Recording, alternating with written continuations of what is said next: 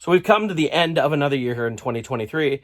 So it's time to look back at the best that we have and the worst for the vintage collection. Let's take a look. Number 5, TVC worst. Now I want to preface this with these aren't bad figures. In fact, they're pretty darn awesome figures. The retro-looking, retro-painted Boba Fett is really, really cool. And the fact that we get a Dark Horse Boba Fett is really cool. That's not why I make this a number 5 worst figure. The number 5 worst figure is the continuation of the Boba Fett tax. It's very silly that we continue to have to pay extra money for repaints of Boba Fett, and they're generally Target exclusives, that are almost the same price as a deluxe figure. It's silly. I know Hasbro tells us it's because they have to assemble and because the hose is going to the arms and all yada, yada, yada. But it's a little ridiculous how much extra we're paying for Boba Fett. Boba Fett tax needs to end. Great figures, terrible price. Number 5, best of TVC. So I love new figures and getting brand new figures that we've never ever had in all the years of collecting. I've been collecting straight since 1995 with Power of the Force 2. To get a brand new figure that fills out a diorama is really cool. And so I'm going to put Velkin Tazeri, I think that's how you say his name, in here. He is one of Jabba's skiff guards. He's one of the human ones. He's the last one we need to fill our prisoner skiff, which is pretty darn cool to finally get him. Is he, a really interesting looking figure? No, but it's just so cool to get a brand new figure, brand new character. Now, there was another one in this 4-pack, but I selected him because he was part of that prisoner skiff that we've been trying to complete. So, bravo to all those people who campaigned for him for so long. Glad to finally get him. Number 4, worst of TVC. Poor Boba Fett. I put him here again. And again, it has nothing to do with the actual figure. I'm going to be honest. This is a great Boba Fett figure. They released him as an individual pack, which was great because it meant I didn't have to buy what I consider the worst figure of the year. And that was packing him in initially with a re-release of Slave One, or Boba Fett Starship as it's called now. We've just gotten that Slave One released just a couple years ago, or last year, whatever it was. It's not that long ago, and here it is to get it released again. And I'm not looking at necessarily the people who've been collecting as long as I have, where this would be the 4th big Slave One to get. But it's actually, they could have just re-released that previous version they just put out. I guess maybe change the name on it, but... am I going against an actual vehicle here rather than the figure? Yeah, but the pack-in of this figure, at the time, that's the way it was only available. And it's, kind of one of the main looks of Boba Fett in the Book of Boba Fett.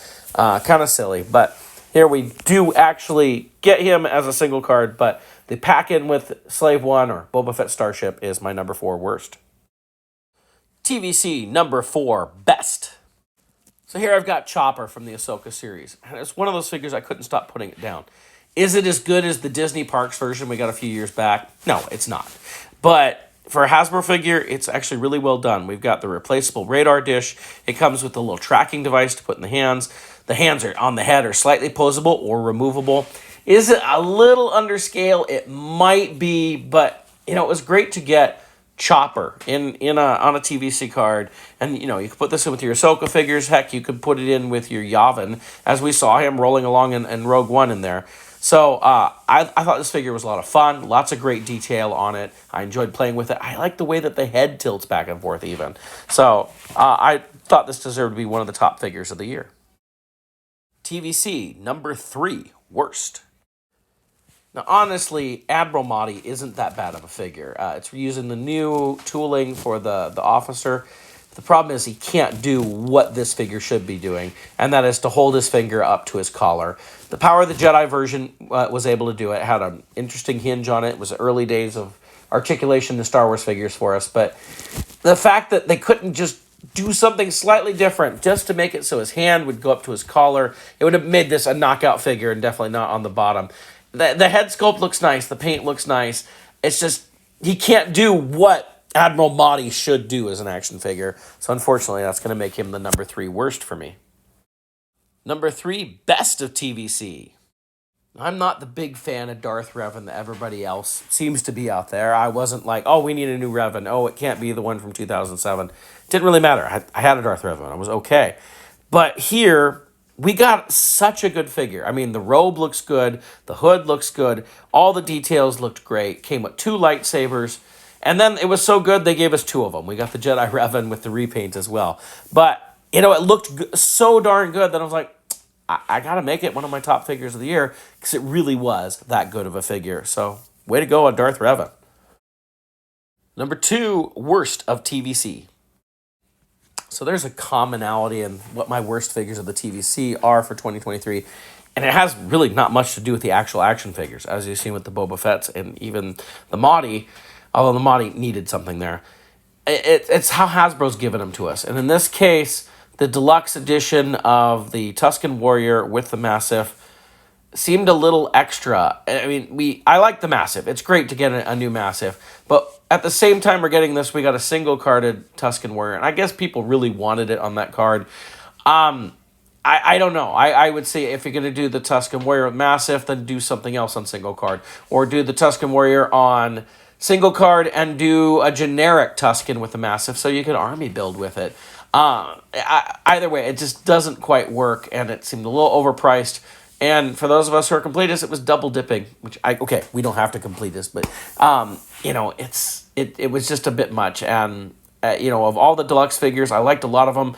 This one just felt like an overreach. Number 2, best of TVC.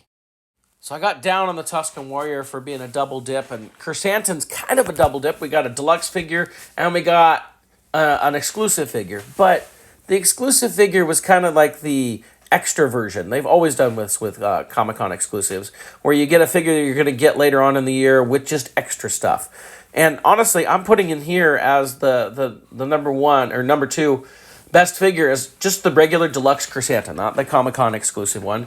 I mean, he still came with plenty. He came with the Mailer Run. He came with the mug. He came with the electricity for the stuff on his knuckles and everything. It came with a lot. It was a really good-looking figure. I really liked it. And I wanted a good Chrysanthemum figure, so it was great to finally get one.